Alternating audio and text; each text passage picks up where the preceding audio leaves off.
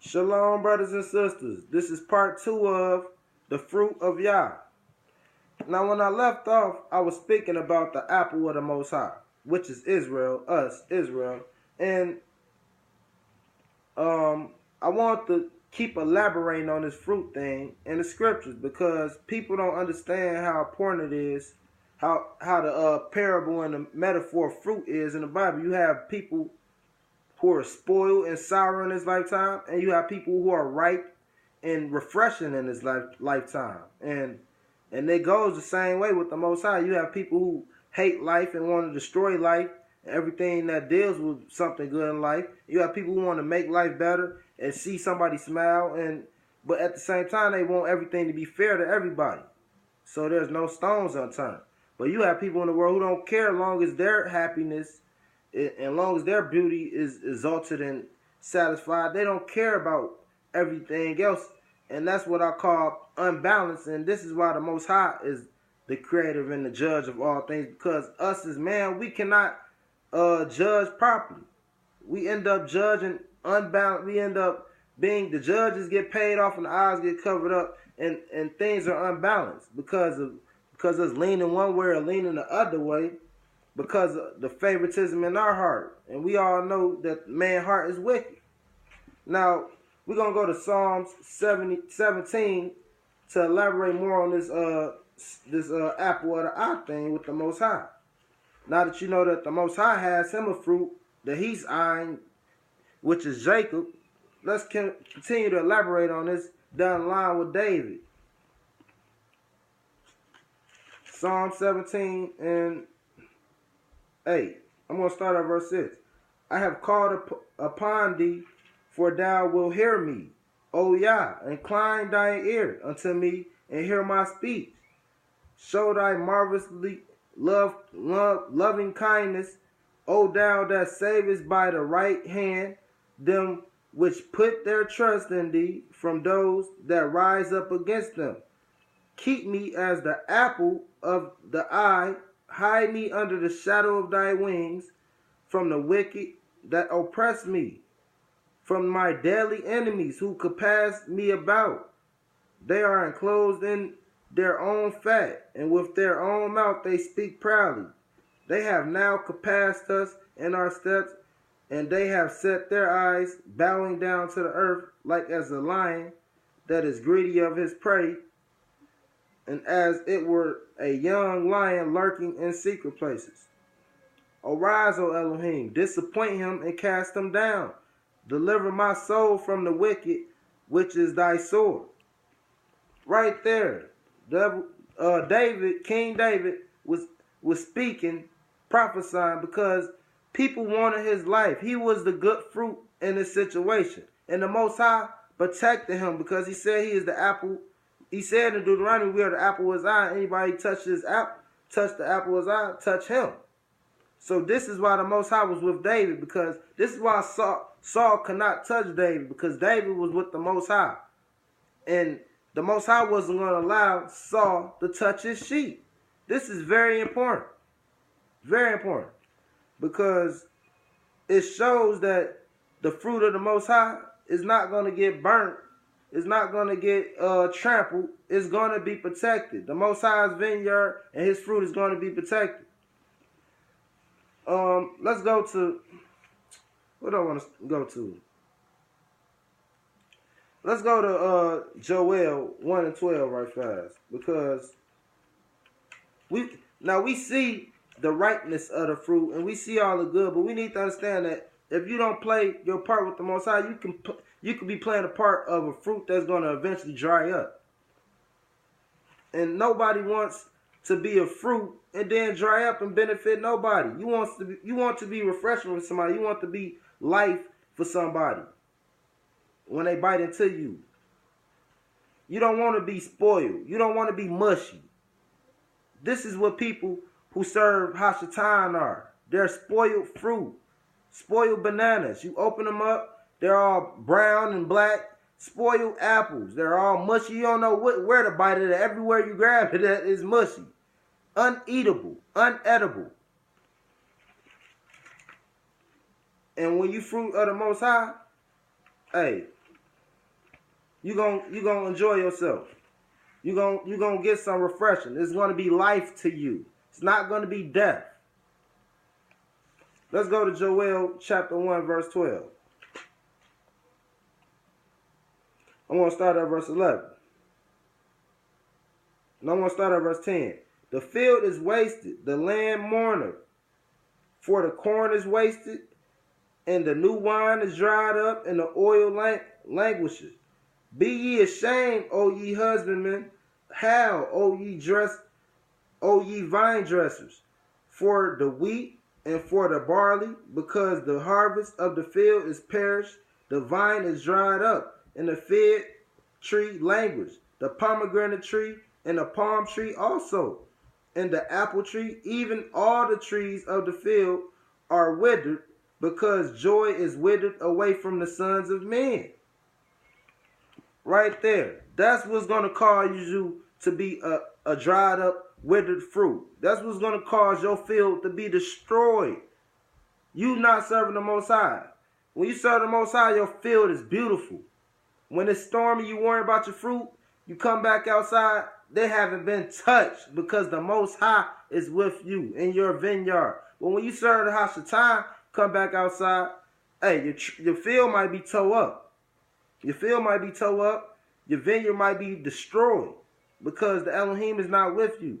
Or if it grows, the locusts and everything else might get to it. So it's nothing but heartbreak with Hashatan. It might be a little bit of some light, but at the end it's going to be you paying for everything out of your own pocket and out of your own misery. And he getting away free of charge.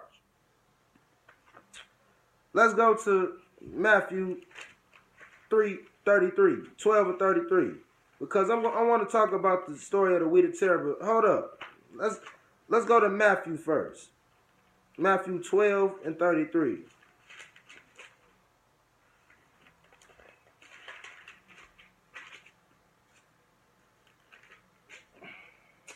Matthew 12 and 33, and I'm going to read. Either make the tree good and his fruit good, or else make the tree corrupt and his fruit corrupt, for the tree is known by its fruit. O generation of vipers, how can ye, being evil, speak good things? For out of the abundance of the heart the mouth speaketh.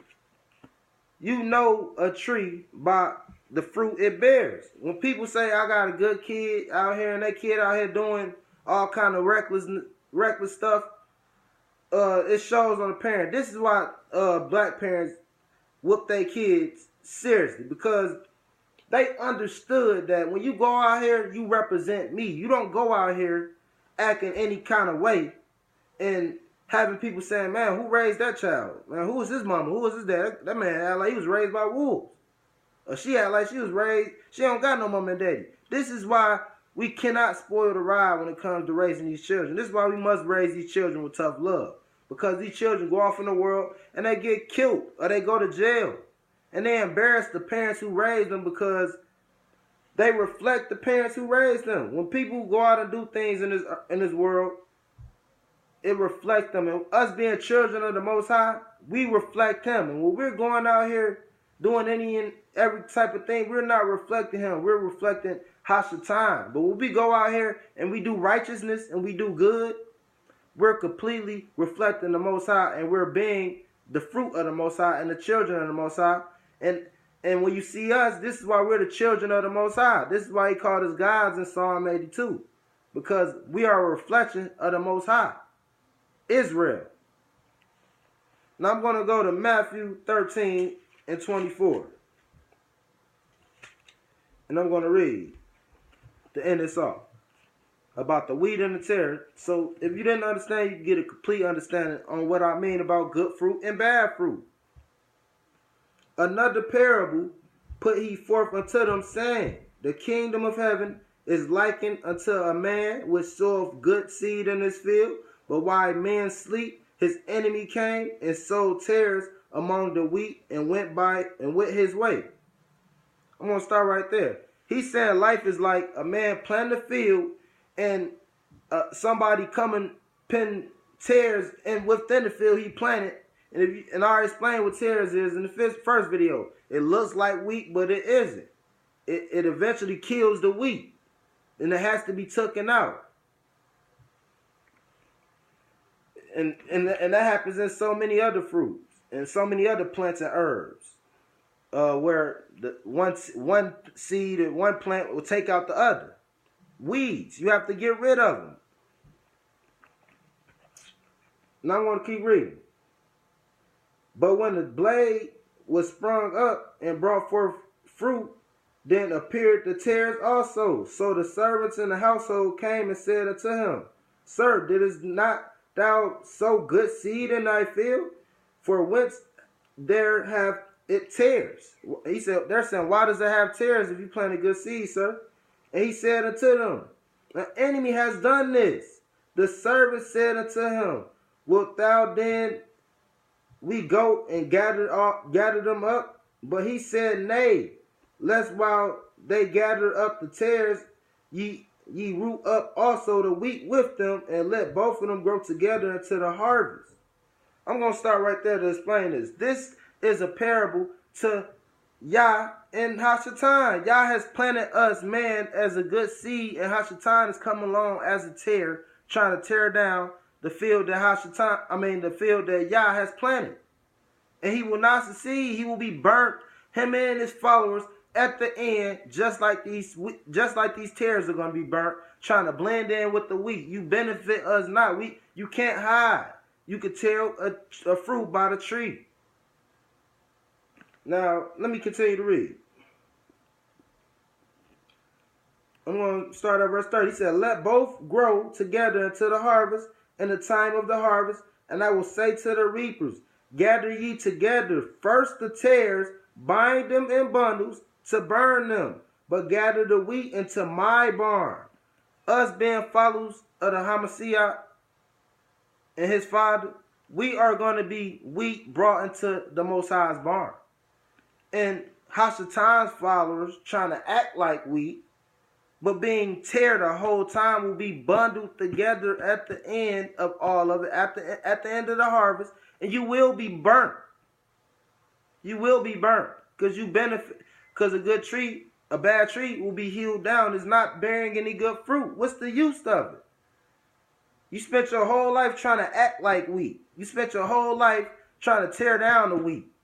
You spent your whole life, the whole purpose of the tear is to destroy it. So it shall be burned at the end. And the wheat, it shall be cut and brought into the Most High's barn. And that's the benefit, and we're going to benefit the world. Mankind can eat wheat. We can eat bread off of that. Tares produce nothing. No type of food. Now, with that being said, I hope people learn something today. I hope you learned that when you're a fruit of the Most High, you're basically an everlasting fruit.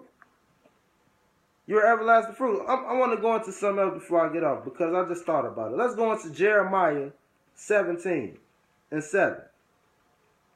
Because you need to understand its benefits that come with being a good fruit. And there's benefits of being a bad fruit. But the benefits for being a good fruit is 1,000 trillion million times better than being burnt in bundles at the end. Thinking you were doing something good for the earth, or think you was doing something good for the cycle when you were. Now let's go to Jeremiah 17:7, and I'm going to read. Blessed is the man that trusteth in the Elohim, whose hope is in the Elohim, whose hope the Elohim is. For he shall be as a tree planted by the waters, that spreadeth out her roots by the water, and shall not see the heat cometh, but her leaf shall be green, and shall not be careful in the year of the drought, neither shall cease from yielding fruit. The heart is deceitful above all things, and desperately wicked. Who can know it? I, the Elohim, searcheth the heart, and I try the ring.